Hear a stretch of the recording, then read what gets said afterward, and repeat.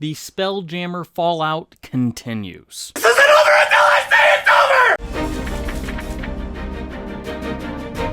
over! Before we dive into the latest big D&D news, be sure to hit those like and subscribe buttons so you never miss a tabletop update. Wizards of the Coast has announced major changes to how the D&D design studio will handle inclusivity reviews. Moving forward, every piece of artwork, every piece of text will be reviewed by an outside inclusion reviewer to ensure that no offensive material is published in a D&D book.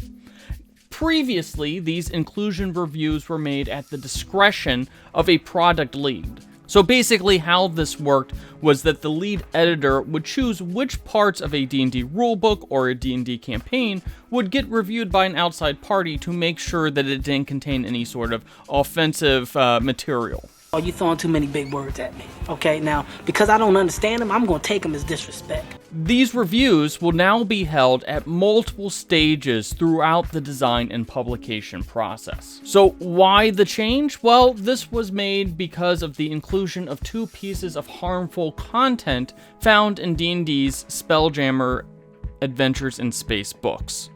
These both involved the Hadozee, which is a race of flying monkey type alien creatures. The first was a piece of artwork, which had parallels to depictions of racist minstrel performances, while the second was a section of lore that stated that the Hadozee were subjected to eugenic experimentation and forced slavery. That was never part of the Hadozee's original lore.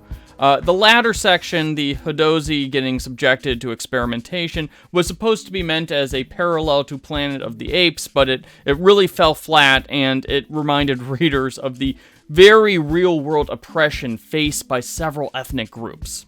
Additionally, a more thorough inclusion review was completed on Spelljammer Adventures in Space. In fact, no inclusion review appears to have been completed on those books prior to its publication.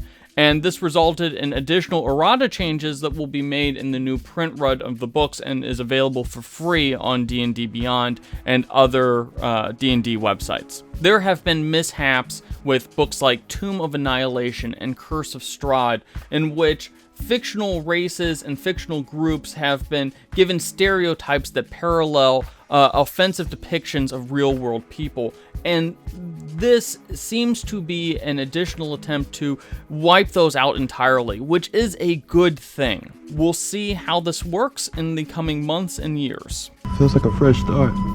Other D&D news. Dragonlance Shadow of the Dragon Queen will include several new prelude encounters, which are designed to help players get immersed into the world of Krynn. These adventures each set up a different mystery for players to explore, and they also provide players with an introduction of sorts to this brand new world. Many Dragonlance veterans, they know Krynn inside and out, but this is the first time that Wizards of the Coast has published a Dragonlance adventure in decades. That was a long time ago! So, these preludes should provide newcomers who have never gotten a chance to explore Dragonlance with some great information about Krynn and some of Dragonlance's central themes.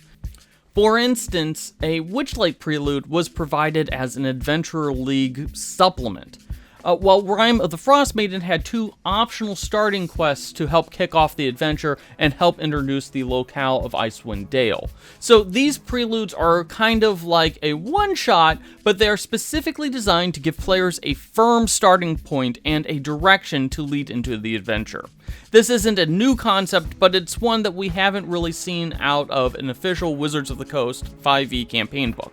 Now, we should have more Dragonlance adventure news in the coming days, since the book will be released digitally in just over a week. I'll see you soon. Are you happy with the changes being made in the D&D design process? Let us know in the comment section, and don't forget to like and subscribe the Character Sheet.